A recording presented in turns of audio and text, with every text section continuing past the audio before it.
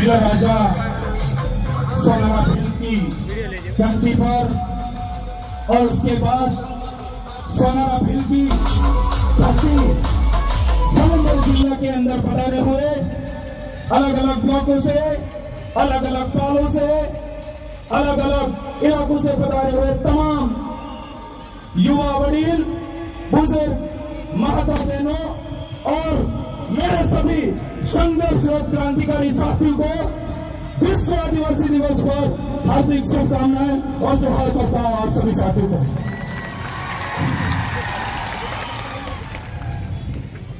आप इस धरती पर, इस जमीन पर ये मैसेज और ये छाप छोड़ने के लिए आए हो कि हम आदिवासी हमारी एकता के सूत्र में हम किस तरीके से बच सकते हैं। मुझे जो टॉपिक मिला है संचालन कमेटी के द्वारा, आदिवासियों को एकता के सूत्र में किस आधार पर बांटा जा सकता है, किस आधार पर उसको बांधा जा सकता है। साथियों, बहुत सारे साथी जो दूर दराज से सुन रहे हैं, मैं एक ही बात बोलना चाहता हूं, अगर आज कोई भी वक्ता अगर अच्छा बोलना सीखा है तो सबसे पहले वो व्यक्ति अच्छा सुनने वाला भी होना चाहिए, तभी जाकर के हम एक अच्छा वक्ता बन सकते हैं।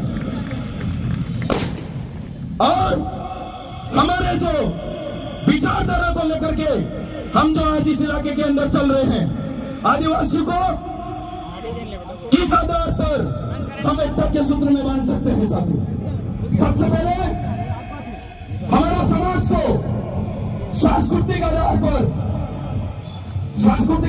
कैसे, अगर हम हमारे जो समाज के लोग हैं, हमारे अंदर जो पहना हुआ है, जो कल्चर है, जो आज आपके सामने नाच गान हो रहा था, कहीं न कहीं आपको ये लगता है कि मेरे समाज का कौन यहां पर नाच रहा था। उसी सांस्कृतिक के आधार पर हमारे समाज को, आदिवासी समाज को हम एकता के सूत्र में बांध सकते हैं। साथियों, दूसरी बात, जहां जहां इलाकों के अंदर आज पूरे पृथक राज्य बिलखंड के अंदर अलग अलग राज्यों के अंदर अलग अलग संस्कृति है हमारी, अगर यहां से शुरुआत करो तो बांसवाड़ा निकलोगे, डूंगरपुर निकलोगे, और उसके बाद मध्य प्रदेश, गुजरात निकलोगे, वहां भी आदिवासी अपने अपने कल्चर के अंदर है।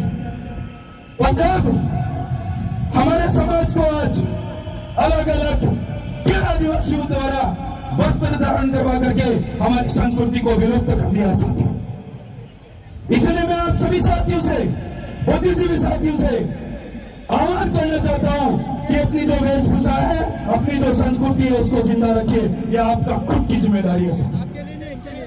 दूसरी बात, हमारे आदिवासी जो भाई हैं, आदिवासी समाज है, आर्थिक आधार पर हम उसे एकता के सूत्र में बांध सकते हैं। जैसे मैं बताना चाहूंगा, आर्थिक आधार पर किस तरीके से बांध सकते हैं। कोई भी भाई ने किसी इलाके के अंदर अगर दुकान लगाई है, मान लो कपड़ों की है, मोबाइल की है, आज मुझे यहां से लग रहा है इतना बड़ा हमारा समाज है, अगर जिस भी इलाके के अंदर, जिस भी बाजार के अंदर उस व्यक्ति ने किसी की भी दुकान लगाई है अपने समाज के, एक बार उसके दुकान से आप सारी चीजें खरीदना शुरू करिए, वो आदमी अपने आप आर्थिक आधार पर ऊपर उठ जाएगा। कोई भी चीज लेनी है आपको, छोटी से छोटी चीज आपको अगर लेनी है, एक माचिस भी लेनी है, तो दौड़ करके जाइए वहां। तभी हम हमारे समाज के साथी को, हमारे समाज को आर्थिक आधार पर एकता में बांध सकते हैं। क्या आदिवासी के अंदर क्या होता है, कपड़ा लेना है तो फलानी जगह, और कुछ अगर सामग्री लेनी है, किराना का सामान लेना है तो डैम की जगह जाते हैं। और हमारे भाई सस्तों वाले नावल लेना है। अरे भाइयों, मैं आपसे कहना चाहता हूं, आप एक बार खरीदना तो शुरू करिए, वो भाई अपने आप आपको सारी चीजें सस्ती और वाजिब भाव में देने के लिए तैयार हो जाएगा। ये आज आपको यहां से प्रण लेने की जरूरत है मेरे भाइयों। दूसरी बात, जो हमारे आदिवासी समुदाय को किस आधार पर हम एकता के सूत्र में बांध सकते हैं, सामाजिक आधार पर। सामाजिक आधार पर कैसे?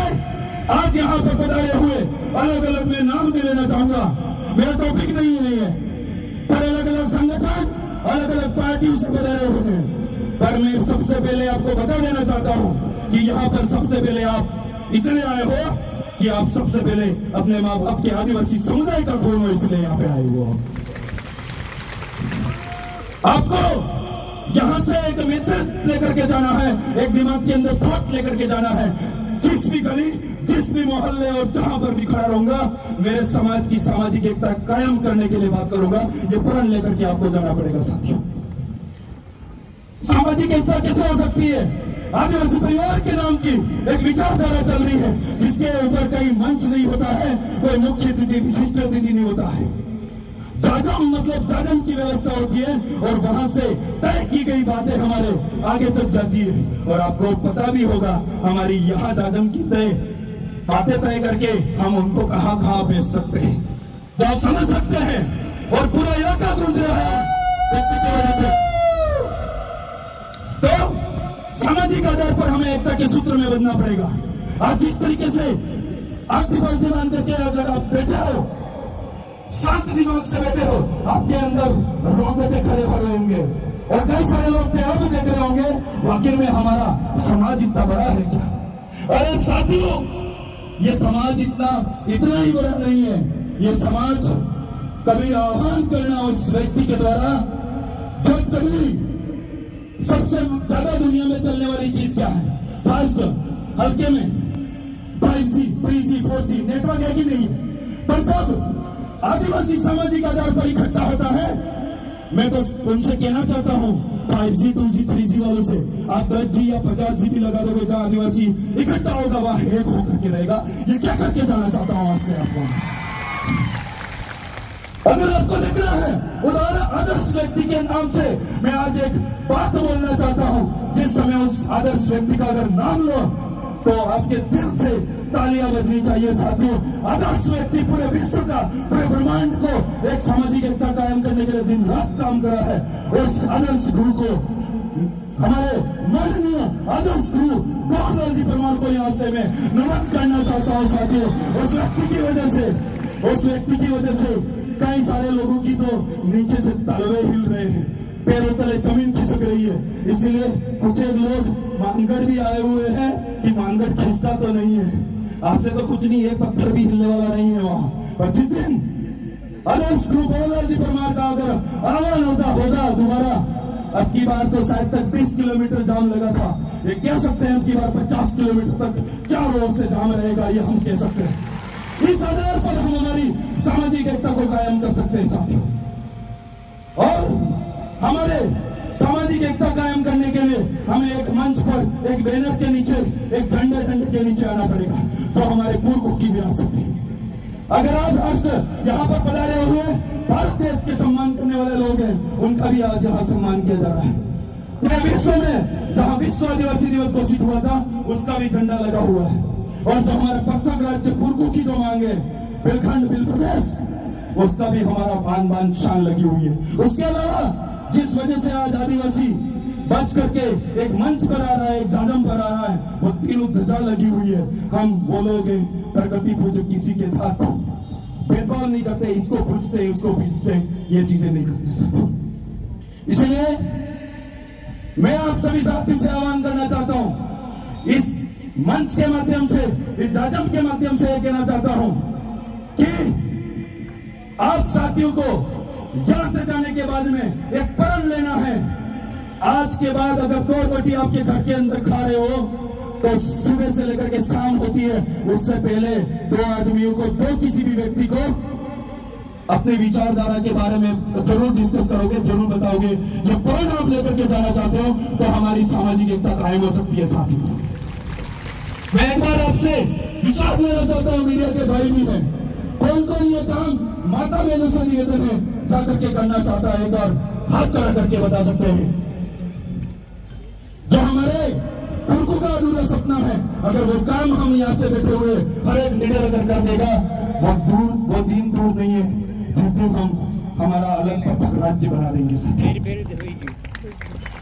एक ही बात कह करके जाना चाहूंगा, कौन जानता था इस व्यक्ति को जो किसी इलाके सिटी एरिया के अंदर पैदा होकर के घर के अंदर और बड़ा होकर के पढ़ाई लिखाई करके धीरे धीरे आगे बढ़ा और समाज की ऐसी विचारधारा से जुड़ करके उस उदयपुर के उस इलाके के अंदर बहुत बड़ी छोटे रूप में एक चिंगारी के रूप में उभर करके सामने आएगा।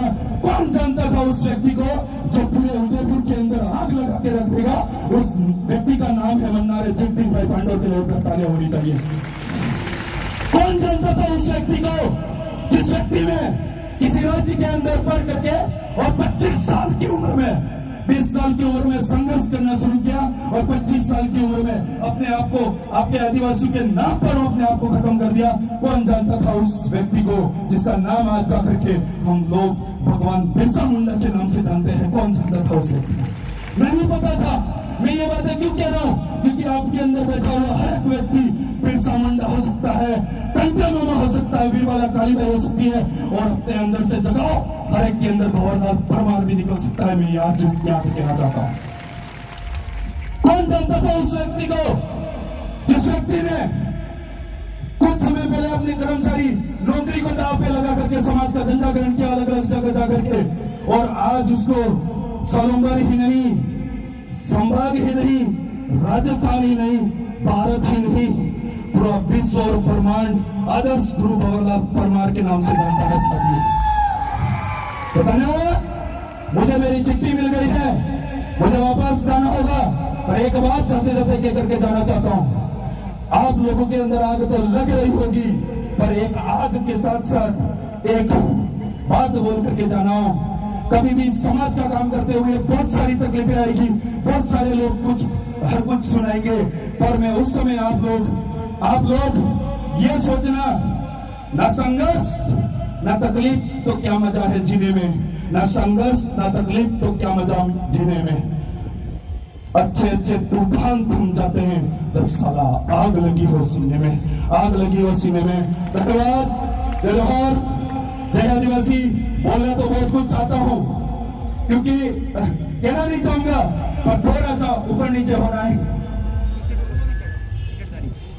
जी। आयोजन कमेटी के द्वारा ही हो रहा है, और एक ही बात, जो सामाजिक एकता, संगठन की एकता और हमारी विचारधारा की एकता में बदलने के लिए आज इस जाजम पर बैठ करके प्रण लेकर के जाओ। हमारे इलाके के अंदर किसी भी प्रकार के आदिवासी परिवार के नाम के अलावा कोई भी किसी प्रकार का संगठन नहीं रहना चाहिए। अगर आप अपने आप को आदिवासी समुदाय का खून मानते हो, आप अपने आप को आदिवासी समाज का खून मानते हो, अपने माँ बाप की इसलिए औलाद मानते हो, तो ये विचारधारा चल रही है। ये विचारधारा एक दिन आप भी साथ में चलोगे तो समझ जाना वो सपना, वो चीजें अपन से दूर नहीं है और जल्दी अपन लेकर के रहेंगे। टुरकू का सपना है। धन्यवाद। जय जोहार, जय आदिवासी, जय प्रदेश, जय भारत, जय संविधान। आप सबकी जय। धन्यवाद, आभार, जोहार, धन्यवाद।